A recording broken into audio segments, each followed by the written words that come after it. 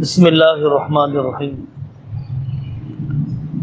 ہمارے بزرگوں کے دو واقعے ہیں جس کے سنانے سے، جس کے سننے سے کافی ایمان میں اضافہ ہوتا ہے۔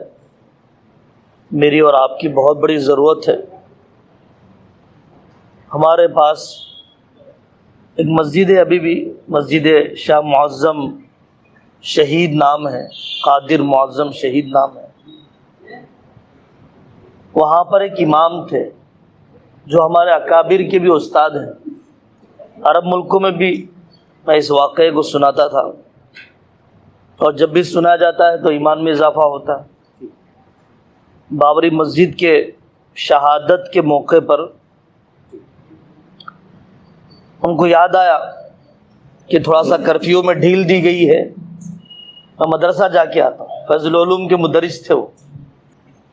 فضل العلوم کو میں جا کے آتا ہوں، تھوڑی سی ڈھیل ہو گئی ہے، بے چینی ہو رہی ہے مدرسہ گئے بغیر۔ تو مدرسہ جانے کے لیے اپنے گھر سے نکلے، چوراستے پر پیچھے سے ایک دشمن آیا، چھرا گھونپ دیا اس نے۔ تو سائیکل پر سے اتر کے انہوں نے رکعت باندھ دی، کھڑا نہیں ہویا گیا تو سجدے میں گر گئے، انتقال ہو گیا۔ انہوں نے وصیت کر رکھی تھی کہ میرے کفن دفن کا سارا سامان اس صندوق میں ہے، آپ میرے انتقال کے بعد اس سے کفن دفن کرا دینا۔ وہ صندوق جب کھولا گیا تو اس میں کفنانے کا تو سامان تھا، نہلانے کا سامان نہیں تھا۔ مولانا خالد سیف اللہ صاحب سے مفتی عبد المغنی صاحب رحمۃ اللہ علیہ نے پوچھا کہ حضرت یہ شخص کا انتقال ہوا، اس نے یہ وصیت کی ہے، کفنانے کا سامان ہے، نہلانے کا نہیں ہے۔ تو مولانا نے پوچھا بھائی انتقال کیسے ہوا ہے؟ ایسے ہوا ہے۔ تو جو آدمی شہید مرا ہو اس کو نہلایا نہیں جاتا ہے۔ شہادت کی موت اتنے یقین سے مانگ لیا تھا، اسے یقین تھا کہ جب شہید ہی مرنا ہے تو نہلانے کے سامان کی کیا ضرورت ہے۔ اصل معاملہ تو میرا اور آپ کا اپنے اللہ کے ساتھ۔ اور سبیل الرشاد کے بزرگ مولانا شاہ میران صاحب رحمۃ اللہ علیہ، جو لوگ پڑھے ہیں ان سے وہ لوگ زیادہ جانتے ہیں، ہم تو بس کتابوں میں پڑھے ہیں ان کو۔ بچے بہت دل لگی کرتے تھے ان کے ساتھ۔ وہ یہ کہتے تھے اپنی موٹی زبان میں کہ جی ہم یوں ہی مرنے والے نہیں ہیں، ہم روزے کی حالت میں مریں گے، کعبۃ اللہ کی سائے میں مریں گے، رمضان میں مریں گے۔ ایک شخص جو زیادہ بیرون ملکوں کا سفر بھی نہ کرتا ہو اور بظاہر اس علاقے کا مقیم بھی نہ ہو، حجاز مقدس کا، لیکن اللہ کا نظام کچھ ایسا ہے کہ وہ ویسٹ انڈیز جا رہے تھے اور جدہ میں جو فلائٹ ہے لمبے وقت کے لیے ڈیلے ہو گئی، ٹرانزٹ لمبا ہو گیا۔ کعبۃ اللہ کا طواف کیا، عمرہ کر رہے تھے، رمضان کا مہینہ، روزے کی حالت میں حجر اسود کے سامنے انتقال ہوا۔ جو بولتے وہ کر کے بتایا اللہ۔ تو یہ سب ہم سب لوگوں کی ضرورت ہے کہ میرا اور آپ کا معاملہ اللہ سے صحیح ہو جائے۔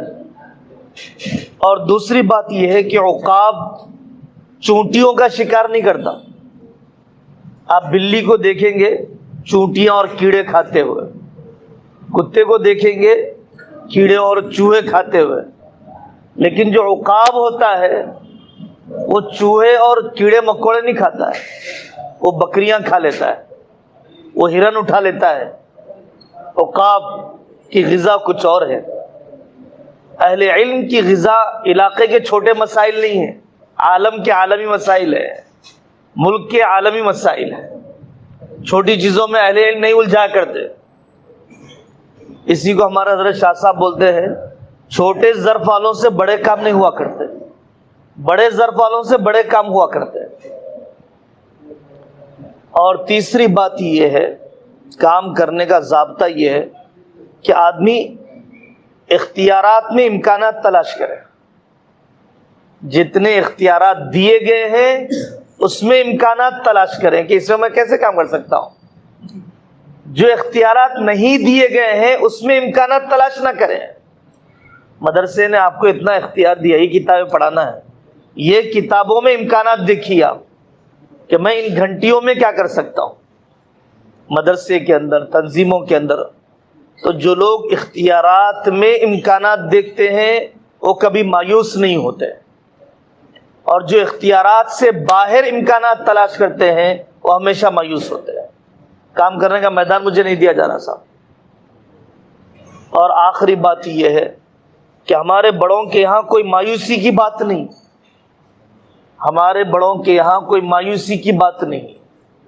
بہت ہی ناگوار حالات میں، بہت ہی مایوس کن حالات میں ہمارے بڑوں نے عجوبے کر کے بتا دیے، اس زمانے کے اندر عجوبے کر دیے۔ عقل کنواں کا گاؤں آج بھی اس کی سڑک ناہموار ہے، اور وہاں 16,000 بچے پڑھتے ہیں۔ افریقہ کے جنگلوں میں بعض علماء نے پورے اپنے گھر کے ساتھ ہجرت کر لی ہے۔ ملاقات ہوئی، صومالیہ میں رہنے والا ایک لڑکا 22 سال جا کے پڑوسی ملک میں پڑھ کے آیا، اب نورانی قاعدہ سے بخاری تک ایتھوپیا کی مسجد میں بیٹھے ہوئے پڑھاتا ہے، نورانی قاعدے سے بخاری تک۔ بزدل سے مشورہ نہ کر، رہی سے ہمت بھی ختم کر دے گا۔ اصحاب عزیمت کو پڑھنا چاہیے، اصحاب عزیمت کو دیکھنا چاہیے۔ اصحاب عزیمت کو دیکھتا ہے تو ہمت بلند ہوتی ہے۔